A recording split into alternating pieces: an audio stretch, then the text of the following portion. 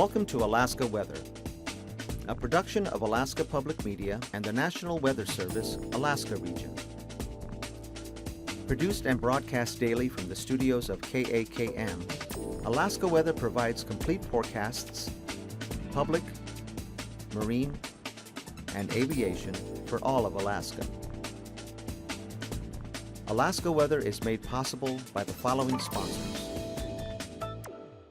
Indie Alaska is an innovative weekly web series capturing the diverse and colorful lifestyle of Alaskans. Real stories of everyday Alaskans at work and play. Supported in part by Alyeska Pipeline Service Company.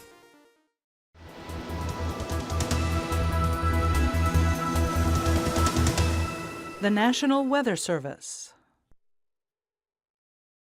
Hello and welcome to Saturday's show. Looking at yesterday's satellite imagery, a couple of dissipating fronts moving up into the interior. One band right through here brought a few isolated showers. A little more rainfall activity with this one to the south, but mostly right along the coast here and into Bristol Bay. This area of cloudiness bringing some unsettled weather to the Alaska Peninsula and the eastern Aleutians. Next big storm down here to the southwest, pretty evident there, as that pushed northward. Gave a little bit of a break here to the southeast coast as it approached, but this system actually turned out to be more of a wind than rain producer here. A lot of east or east-northeast wind flow in advance of the system or the frontal boundary coming northward tended to dry it out pretty much, but all that moisture streaming over into Kodiak Island. They picked up about 3/4 of an inch of rain in the last 24 hours there at the state airport in Kodiak, raining all afternoon with periods of fog, gusty winds as well up to 35 miles an hour, and gale warning still out in that area. Gales for sure here along the south coast of the Panhandle. Really strong winds down over the Queen Charlottes. Some areas here seeing gusts in the channeled areas as high as 50 miles an hour, but the rainfall not as heavy, just 1/10 of an inch, for example, over at Annette in the same 24-hour period. And 4 p.m. this afternoon, by contrast, Juneau, just a trace of rain. And over at Cold Bay here, a little bit of moisture with this area cloudiness, 3/100 of an inch there and about 5/100 at Unalaska. That falling in the form of rain and snow. Gusty northwest winds coming down out of the eastern Bering there, keeping the temperatures on the cool side.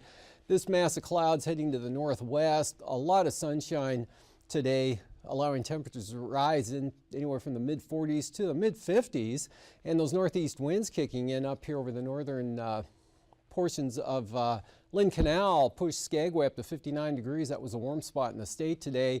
Yakutat, same sort of wind pattern, northeasterlies gusts up to 25 miles an hour, pushed the temperature up to 56.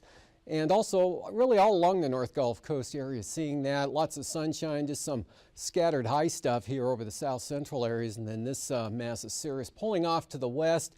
Going to hold on to an upper level trough here right over the eastern Bering Sea. But all of that will be sliding northward as upper high pressure holds over the interior over the next couple of days.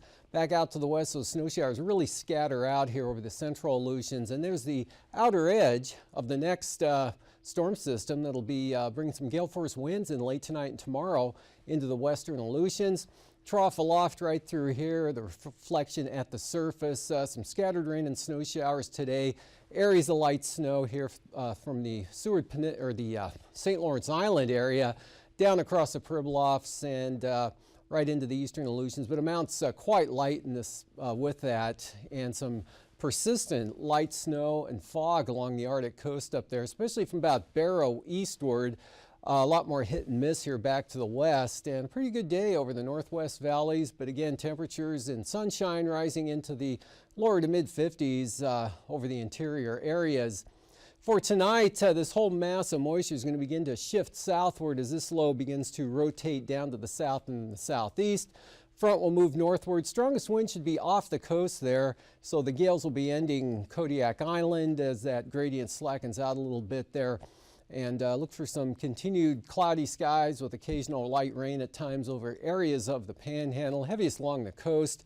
And there's the next system coming northward. We'll take a track back to the northwest here and should bring some more wind and rain in sometime during the day tomorrow, mostly to the south coast. Otherwise, look for the clouds to try to push off the coast here. Nunivak Island should become partly to mostly cloudy later tonight. Just some areas of clouds up to the north. Mostly clear here tonight over the interior. Just an isolated rain or snow shower. Very light, mostly over the mountainous terrain. And high pressure light winds for the central Aleutians. The next storm pushing up should bring the gale force winds into the western areas late tonight or early tomorrow. And then that'll begin to advance over toward the eastern Aleutians, especially into the afternoon. Probably both Adak and Atka into the gales by this time tomorrow. And then these rain or snow showers out here really beginning to diminish over the eastern Bering Sea here. And just a couple of little bit of moisture, mostly on the Bering Sea side of the peninsula's winds considerably lighter now. In fact, you should lose the gales this evening, early this evening for the Alaska Peninsula, and then probably the small craft advisories ending tomorrow as well, probably in the morning hours. But looks like kind of a persistent rainfall gradually diminishing there for Kodiak Island tonight. Becoming a little lighter, not quite as persistent, but should hold on at least through tonight. These couple of lows now pushing southward. Drier air just west of the island there, shutting even causing the clouds to break out a little bit, and then possibly a shower up here along the North Gulf Coast. Isolated to widely scattered showers here over the Wrangell Mountains, the southeast interior, also up along the coastline as this moisture begins to pull back to the west and northwest. Otherwise, a very nice night coming up or tonight and into tomorrow. Look for as well, again, temperatures back into the 40s to mid 50s in this area, and then this will bring gale force winds up to the southern coast, possibly with lighter winds and more easterly up to the north. But there's a chance of rain all the way up to, say, the Juneau, possibly Haines area. And again, the shower possibilities there in Yakutat. And then the outlook for Monday, that rain will change over to showers, kind of a mostly cloudy, showery day. Unsettled there with light winds for the southeast coastal areas. Very light winds and sunshine here over the North Gulf Coast. Weak high pressure at the surface just over the Gulf of Alaska, but another sunny day here with very nice temperatures into the 50s, mid 50s in some areas. A little cooler back to the west. Will be a few more clouds and the risk of a rain or snow shower. Again, with this persistent upper level trough, the whole thing of which is sliding northward, and this front will come in and bring some possible wind gusts of 40 miles an hour from the eastern Aleutians in across the Alaska Peninsula. Type of situation that'll bring the strongest winds gusts to the Cold Bay area, along with pretty widespread area of rain, but nothing too terribly heavy, breaking out to showers over the eastern Aleutians, and that'll extend back to the west. Then you get into the stronger northwest gales back here over the far western Aleutians on the backside of that low center. Otherwise, look for some moisture to stream northwestward here and bring rain or fog, mostly to the east side of Kodiak Island and then possibly into Kamishak Bay. And that could result in some IFR conditions. That would be on the eastern side of the island, not quite as bad over Shelikof Strait. And then for temperatures today, again, there's 58. These are all 4 p.m. readings, 50 at Elephant Cove. Same thing at Petersburg with a 48 at Ketchikan. 46 there at Middleton Island, but 55 at Cordova, 51 in Homer.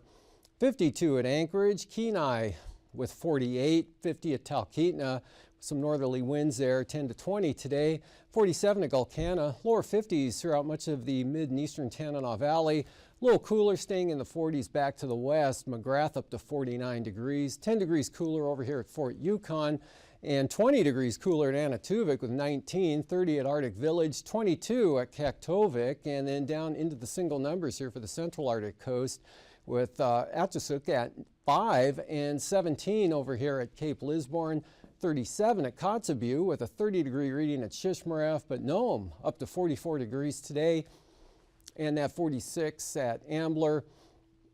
Near 40 here along the Yukon Delta coastline on the north side though, but that's St. Mary's, or actually Amonic with 33, 30 degrees at Tuksuk Bay. Mid to upper 40s here along the Kuskokwim, as well as the Yukon River valleys, mostly the mid-valley there, but upper 40s into the Bristol Bay zone there with 44 at King Salmon, Iliamna up to 47, and 34 at Pilot Point with lower 40s for the Alaska Peninsula, chilly 33 at St. Paul, near 40 out over the Aleutians. For the lows tonight, down locally below zero, but not too far here for the western North Slope and Arctic coastal areas, with the outer coastline generally staying above zero, barely. Teens here over the northwest, and then 20s to lower 30s over the remainder of the state. And, well, except for the Panhandle, upper 30s to lower 40s there, and mostly in the 30s over the Aleutians, upper 20s for the Pribilofs. And highs for tomorrow, again, mid 40s to lower to mid 50s here over the interior. Lower teens up along the Arctic coast, and upper 20s to lower 30s here for, say, the Kotzebue area. Mid 30s for Nome on the south side of the coast there, but much milder here as you get inland. And then upper 40s again for the King Salmon area, near or into the lower 40s for the Alaska Peninsula. Upper 40s or mid 40s to mid 50s for the Panhandle. Flying weather, IFR mostly off the coast tomorrow, but with a easterly wave coming around the north side of that low system there with that leftover moisture of the frontal boundary. That could pull some IFR into the maybe southwestern Prince William Sound or the southern and southeast coast of the Kenai Peninsula.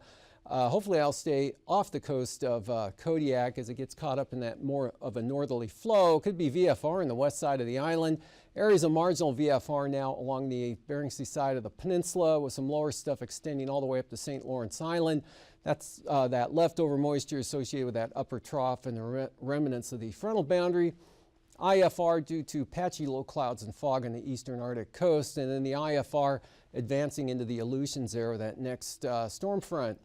Passes looking good, Anaktuvuk and Adigan. Very nice day up that way over the Brooks Range as well as the western Alaska Range.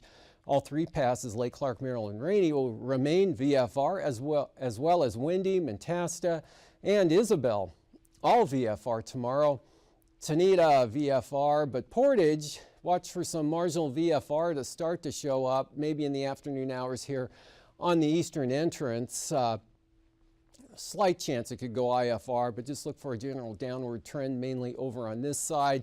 Hopefully staying VFR on the west side the entire day. Chilkoot and White could go marginal overnight tonight, but if it does, it'll go back to VFR, and then it could come down to marginal again late tomorrow. Freezing levels up to 2,000 feet here, Kodiak Island, up over much of the southern interior or south, central, and southeast interior, and up to 4,000 feet over the southern, southeast coast, and then the warmer air trying to come northward here ahead of that next frontal boundary there, 2,000 to 6,000 feet out that way. Icing threats with that blow about 14,000 feet of the isolated moderate rime variety, and some leftover stuff possible here over the eastern Bering Sea up to the Strait. Kodiak Island, maybe in the Kenai Peninsula. This associated with the moisture coming in with that easterly wave from the east and southeast, and the greatest threat here over the Panhandle. For the upper level wind flow chart, we have this big area low pressure over the Gulf of Alaska, or actually the northeast Pacific. So the jet coming up toward the Aleutians and then diving back down to the south.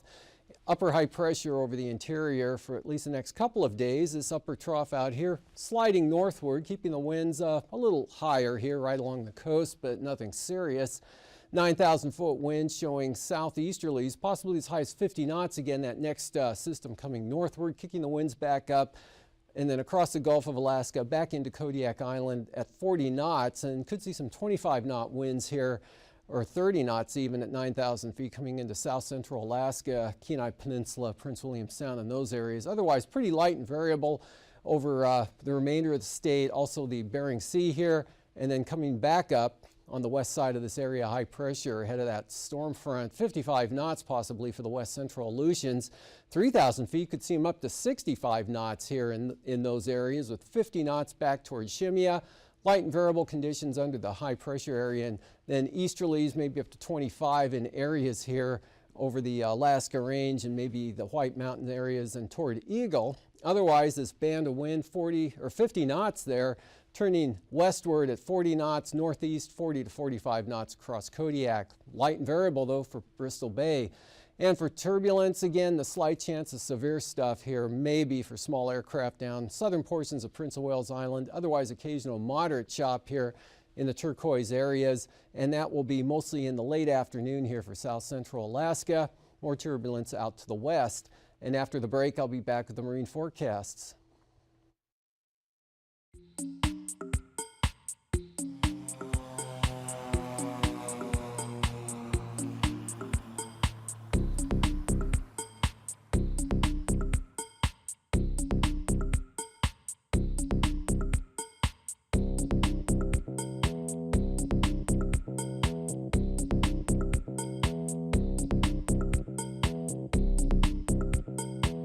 Hi, I'm Dr. Jessica Cherry. And I'm Forrest Kirst, a commercial pilot. And today we're going to talk about an experiment we're doing using a small aircraft where we've mounted a sensor package to the aircraft to measure temperature, humidity, and pressure, as well as elevation and longitude and latitude of the airplane. And with the package, we're going to sample the local winter inversion here in Fairbanks, Alaska. And an inversion is where you have the surface atmosphere that's closest to the land is colder than the atmosphere above it, which is the opposite of normal conditions throughout the year throughout North America. Forrest, maybe you could tell us more about how a pilot experiences an inversion during the wintertime. On the ground during our pre-flight, it's very cold out. This morning it's minus 28 centigrade, which is about minus 30 degrees Fahrenheit.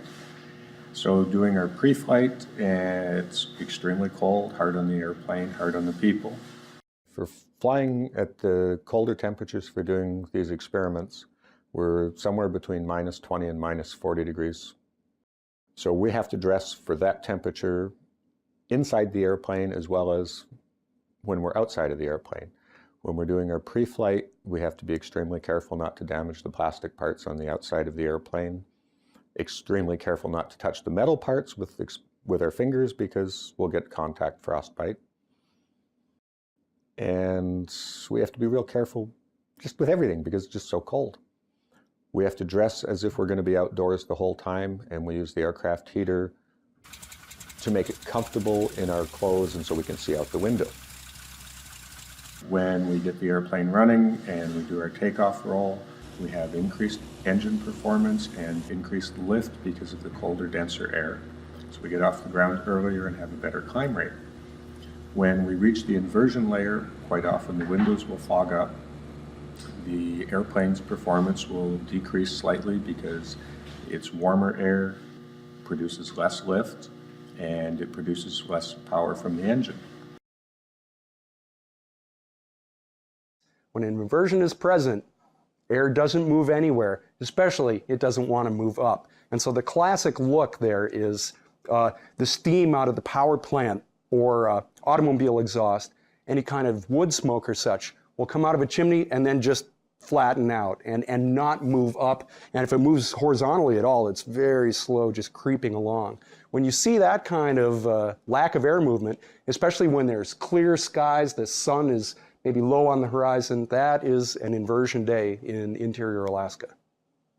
The reason it is so cool in the far north during winter is that the incoming radiation is at such a low angle.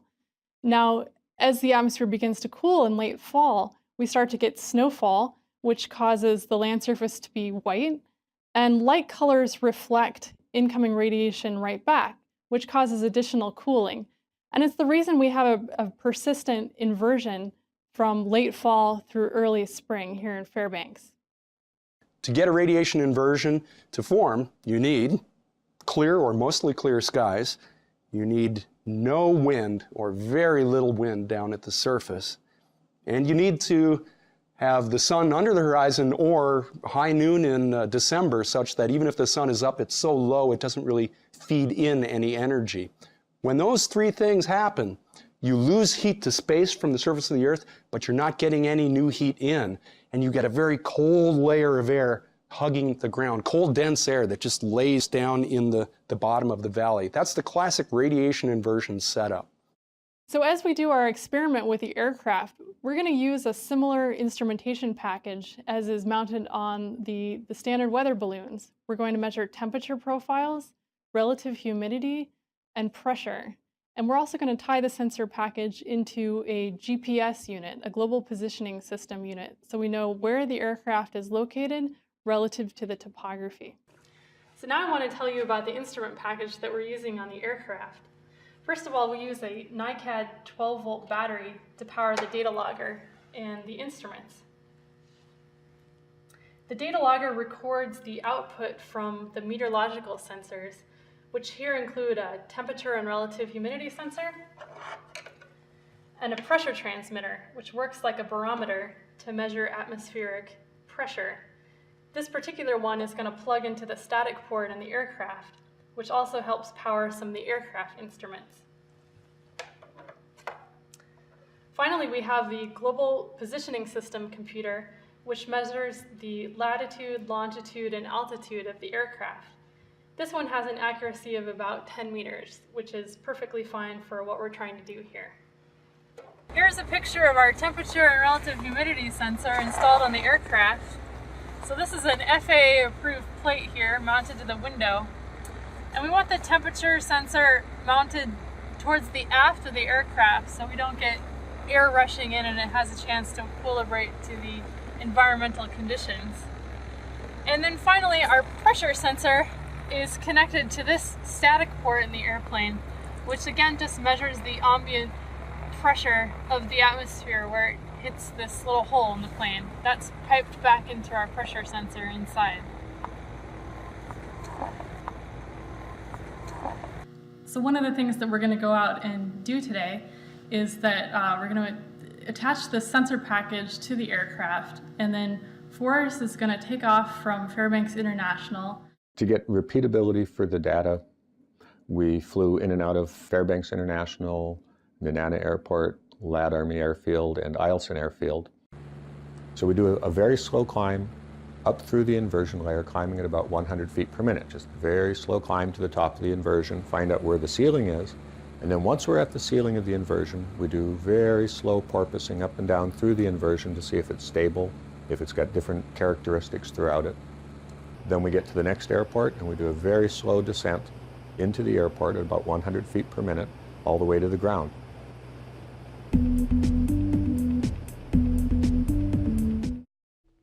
Welcome back. As the next storm moves up, you could see a return to gale force winds here along the south coast. The strongest winds will be mostly off the coast there, but you could see some small craft advisories even over the southern inner channels. And then you're going to develop lighter wind conditions starting Sunday night and Monday, looking very light and variable all through the inner channels. East to southeast, 10 to 15 knots on the south coast, otherwise getting quite variable and light as you head up the coastline. For south central Alaska, notably Cook Inlet, tomorrow afternoon late, look for those southeast winds to kick in again. Could be similar to what took place yesterday. Otherwise, maybe up to 20 knots or Prince William Sound. Gales here along the North Gulf Coast. Gales to start with here for Kodiak Island on the east side here up to the north of the Barrens, but lighter winds, 15 to 30 knots for the Barren Islands and into Shelikof Strait. And Cook Inlet as well, south of the Forelands, 15 knots. Those become light and variable on Monday here. Southeast kicking up again in the afternoon, late afternoon to early evening, 20 knots or so out of Turnagain Arm. Light variable winds though for Prince William Sound, and easterlies only at about 15, maybe 20 to possibly 25 knots here, especially down to the south here, Kodiak Island. Bristol Bay tomorrow, light northwesterlies, and could hang on to the small craft advisories here on the Pacific side of the peninsula, possibly into midday, but then those should be down in the afternoon, more to the 15 to 20 knot range. And then for the outlook for Monday, it is swinging around to the southeast here as that next front pushes eastward. Small craft advisories, 25 to 30 knots, higher gusts, and 15 knots is all for Bristol Bay. Starting out in the morning, lighter than that, and picking up to 20 knots southwest of Kodiak. And for tomorrow, the gales here coming in earliest out west up to 40 knots, and then should be in across the central Aleutians by this time tomorrow. And then diminishing northwest winds as that high pressure ridge shifts across the Fox Islands. Those will pick up southeast 20 to 25 here as actually the front already gone by, and then but remains southeast with a low center right in this area, so those gales back to the west from the northwest. For the northern Bering, light winds 10 knots tomorrow, westerlies at 10 there for the Pribilofs, and kind of a low center right here near Nunivak Island. So on the south side of that thing, westerlies, but only 15, 20 knots for St. Lawrence Island.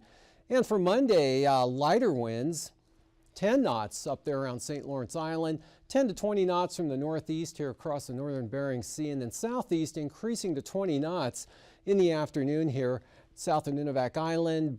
Small craft advisories, possibly gales for St. George, gale gusts there from the east.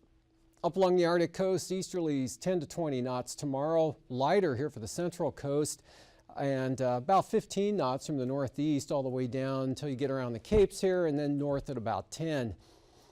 For Monday, northeast or east-northeast, 15 to 20 knots here on the west side. Bring it up to 15 knots for the eastern Chukchi Sea, and still easterlies 10 to 20 knots there for the east side. For tonight, again, fair weather, just a very isolated or scattered flurry or rain and snow shower, nothing significant. Keeping the low stuff there on the eastern Arctic coast, and this front edging its way northward, bringing a chance of rain into the northern panhandle. Rain will hang on to the Kodiak Island area tonight, but begin to diminish here, and it stays kind of unsettled back across the Alaska Peninsula. And then for tomorrow, more rain probably shifting westward, maybe here along the east side of Kodiak Island, but the heaviest stuff here down to the south. The next system bringing the wind and rain back in toward mainly the southern panhandle. Otherwise, very nice here over the interior. Temperatures 45 to 55 for the highs. No change out here over the Bering Sea. And then the next front bringing those winds along with some rain into the central Aleutians, which will move into the Alaska Peninsula, or actually the eastern Aleutians overnight, and then the Alaska Peninsula during the day on Monday. But another sunny, nice, mild April day here for the interior areas. Showers over the southeast coast and a little unsettled here along the west coast. Have a great evening. These forecasts are to be used for planning purposes only. Call 1-800-WX-BRIEF for a formal pre-flight briefing. Always file a flight plan before you go flying. The U.S. Coast Guard Auxiliary urges you to leave a float plan with a friend or the harbor master before you go boating. Alaska Weather is made possible by the following sponsors.